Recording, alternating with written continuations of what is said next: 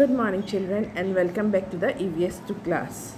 I hope you are all well, isn't it children? So children, are you ready for the class? Okay, so all of you take out your EVS2 textbook. Okay children, all of you take out your EVS2 textbook and you all know we are doing lesson number 4, which is rivers. Okay children, so children, take out your EVS2 textbook, take out rivers.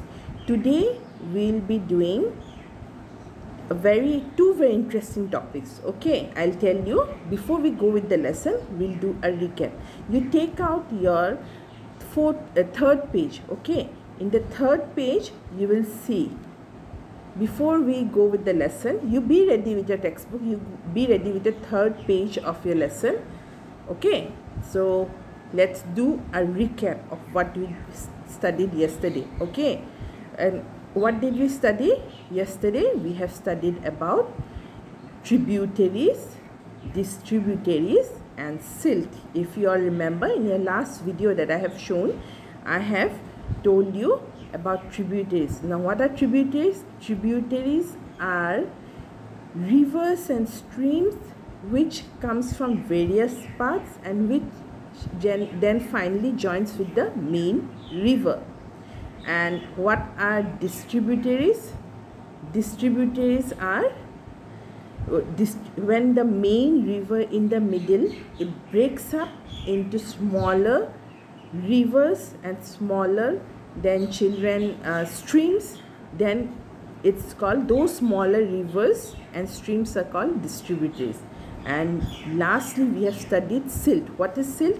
Silt is the land, okay, is the rocky materials and muddy particles which is left behind by the river after the flood. Okay, on the banks of the river, it's called silt. Okay, it's like wet sand. Okay, I have shown you a picture if you remember in your last video.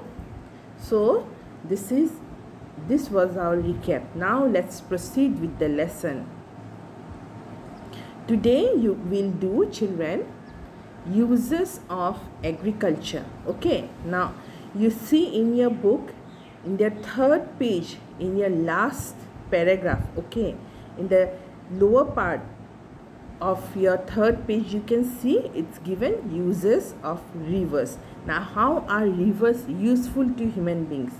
First, we all know rivers are useful in the sector of agriculture. Okay, agriculture, that is farming. Rivers are useful. From the main rivers, many streams are cut, okay, are made to the paddy fields, to the agricultural fields, so that water from the river comes to the fields where the crops are grown, and this is called irrigation. So in the field of agriculture also, the use of river is great. Then next we can see number 2, fishing. Okay, in the sector of fishing also, you can see 2 pictures are shown here. Okay, and in your book you can see their pictures. And fishing, we all know, fishing is done to catch the various types of fishes, crabs, then many types of fishes are also there, and people, they eat them, and also what they do, they sell them also. And the southern part of India, okay, Kerala, then Chennai, then Goa, they are huge hubs of fishing. Maharashtra, okay, and there huge types of different types of fishes are caught. Different types of prawns, crabs which people eat are caught there. Okay, and also you can see here, so big nets are prepared and are used for fishing. So fishing is a very major industry, and the rivers help in this industry, because in rivers many types of fishes are found, and the people, they do fishing and they earn a lot of money. Next, transportation. Okay, now rivers, the third important use of rivers is that transportation. Now transportation, what happens? We all know that boats, steamers and ships, they ply on rivers. Okay, and rivers, you all know there is no maintenance cost. You don't have to repair it, nothing, because water is there and nothing, no maintenance cost and nothing is there. So river is the cheapest means of transportation. Not river, sorry, waterways. Okay, and people, they go from one place to another in rivers, and not only people, goods are also transported from one place to another through ships and boats and steamers. Okay, so this is the third use of river. Now next is the fourth use of rivers. What is the fourth use of rivers? The fourth use of rivers is generating electricity.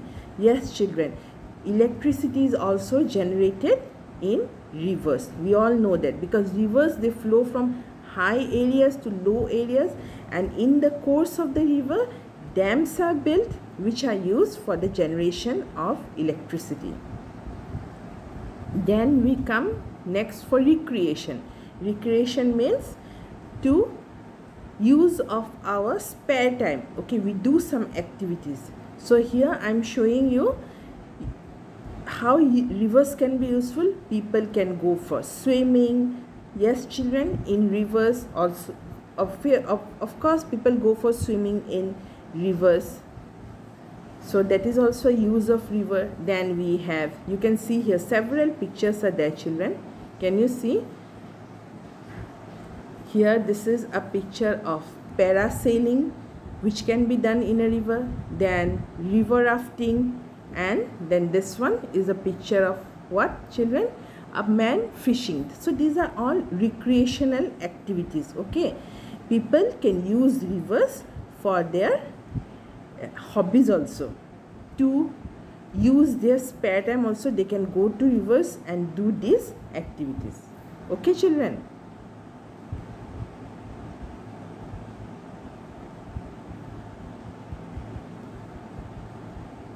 So children, so these are the uses of rivers. Then children, we come to our next topic, which is river pollution. Okay, you can see in the next page. Okay, that is in the fourth page. After uses of rivers, you can see there is a topic, river pollution. Now we all know rivers are so very useful to human beings, but we human beings, what we do? We pollute the river. We throw so many things in the river, and what happens? River pollution takes place. The river water becomes very dirty. So let's see how river pollution takes place. First, waste from farms, cities and factories is dumped in rivers. The waste which comes out from the farms, from the cities and factories, what happens? They all dump it in the rivers. It can be liquid waste also, okay, in the form of strong chemicals. And cities also, we all know our drains, our pipes, what happen? They carry the wastewater from our houses, and ultimately what they do, they dump it in rivers. In Guwahati itself, we have seen that the Bhorolu river, okay, now Bhorolu river has turned into a wastewater river, okay, and the city of Guwahati uses the Bhorolu river to dump the liquid waste, okay, and it has been severely polluted. So the farms, cities and factories dump their waste in rivers.